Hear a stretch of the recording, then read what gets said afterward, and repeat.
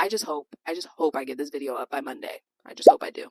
Because if I don't, then I'll be out of the weekly loop. Just know, y'all, when I'm preparing for these videos and you see me filming from my house, I'm always going to have a blanket on hand because I like to keep my house cold and I just like it to be a little bit cozy. And I feel like when you're talking about books, if you don't create a cozy environment for yourself, then it'll just get really boring. So I got my blanket, I got my book.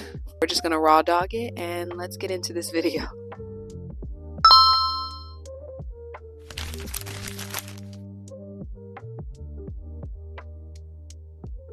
Hi y'all, welcome back to episode 3. Can you believe it's already been 3 episodes of this progressive series that I'm trying on my page? I'm creating my own rating scale for some of the books and book reviews that I have or I have thoughts on. Reactions to these books are a lot more concise for people to really get like how I feel about a book rather than going on this full lecture.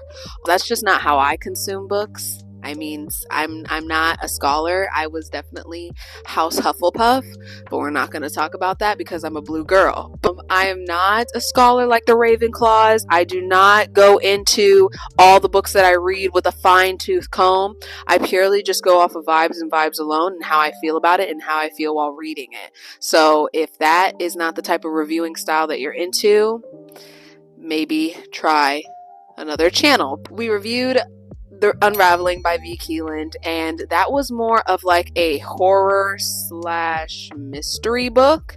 And now today we're actually, you know what, we're not going too far from the beaten path. This week we are reviewing Listen for the Lie by Amy Tintera. This book is a mystery book as well. A spoiler-free kind of summarization of this book would be like a classic whodunit book. It was reviewed by Stephen King, Leanne Moriarty, like some big names have read this book and came away with a lot of positive words to say about it. So I was very intrigued by that when I read the back of the book. But it follows a main character of Lucy who was just in a terrible incident where her best friend was murdered and she blacked out through the whole night. She doesn't have any recollection of this happening, who did it, who she was with, what she was doing hours before. And it's really a whole book to see like who done it, like who killed her best friend. Was it Lucy? Was it someone else? She goes back home to her hometown after moving away for some time to just get away from all the trauma and the reminders of her best friend being murdered. She finally goes back to her hometown 5 years later, and she is met by this true crime podcaster that really wants to reopen the case and look at all the details to really see who killed her best friend. I don't want to be cliche and say this was a page turner, but it was low-key a page turner for me. Every time I reached a new chapter, I just wanted to know more of the characters, the side characters mainly, and really figure it out for myself if I could. But let's get into the blue rating scale. I'm just going to set the book right here because I don't need to hold it like a magical wand. So first and foremost, we have the B, the bold and the beautiful quotes of this book. I don't have any specific quotes for this book because, as I told you from the beginning of the video, I am raw dogging this video. I do not have any notes. Just finished this book 2 nights ago, and I literally read this book within the course of 4 hours. Like, I think like cumulatively it was like 4 hours, but it felt like a lot less. It felt like I just literally scanned over this book. Even though I read everything about this book, it just felt like it just was a whirlwind, a fever dream. It just went really fast. I do still remember everything that happened in this book, even though I'm reading 2 books on the side. But that, hey, enough about me. Let's get into this book. Okay, so the B, the bold and the beautiful. I felt that probably one of the boldest moments that I read was really the characteristics and the personality of the main character. The main character really is this, like, really doesn't care what anyone thinks. Like, her personality itself is very bold given the circumstances that she was dealt and how everyone around her thinks that she murdered her best friend, or allegedly she murdered her best friend because she was the last one seen with her. So her just like not caring attitude really gave me life through the entire book. Like, she was just really standing up for herself in a way that, like, was just, I don't know, very bold.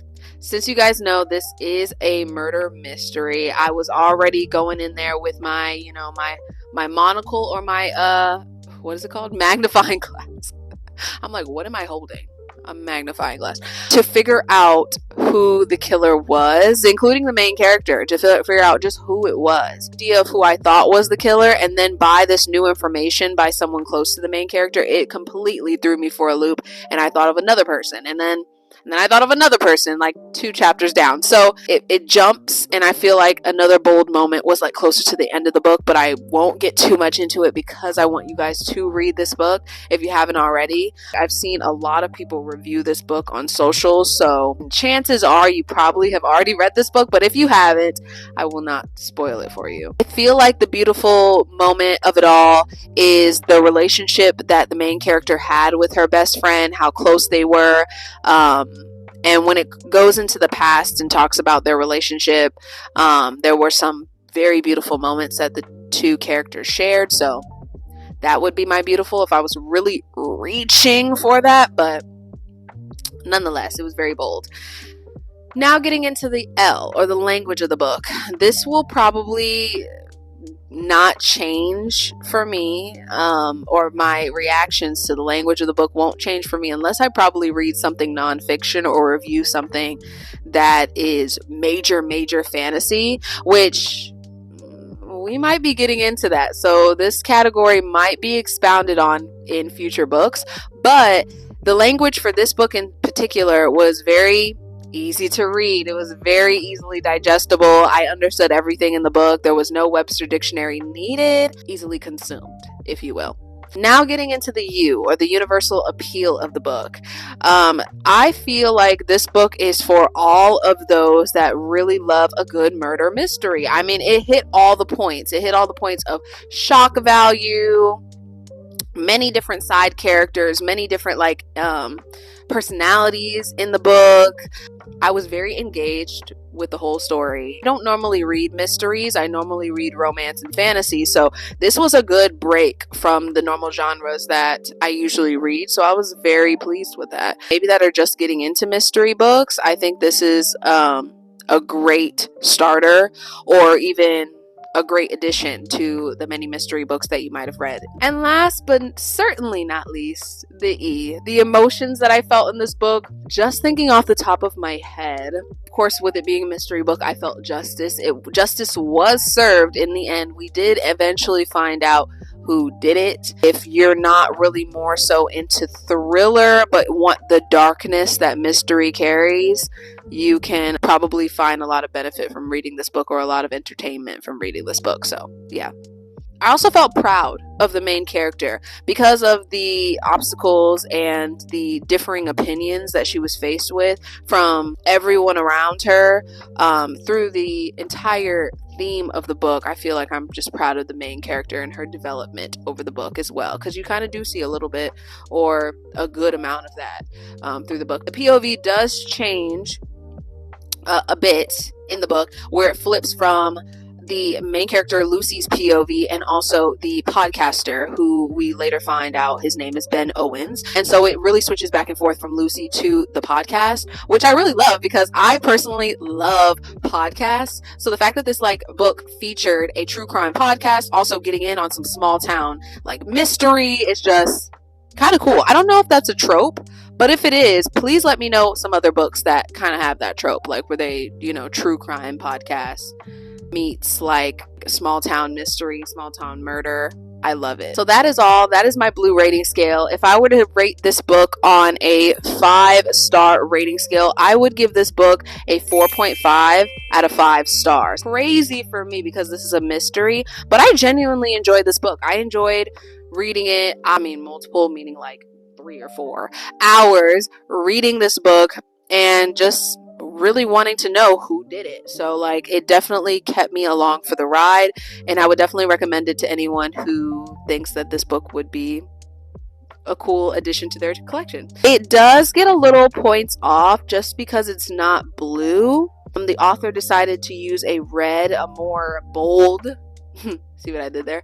But I don't discriminate on any books that I like to review, but it does get extra points if it is blue cover. So I think that's probably where my 0.5 came from with this book. It would have been a 0.5, probably would have been a 5 out of 5 if there was a blue cover. Thank you guys for watching this video, this blue book review, episode 3, featuring Listen for the Lie by Amy Tintera. If you guys want to see more book reviews, or if you want to tell me the next book to review, all of those inquiries, comments, concerns, questions, all that, put in the comments. I hope I can see you guys next Monday for my next blue book review. But until then, I hope you guys have a fantabulous Monday. Yeah, see you in the next one. Bye. You should probably subscribe as well if you're here. I'll wait. It's right there. Subscribe button is right there. I don't know why you're looking around. Go ahead and hit the button.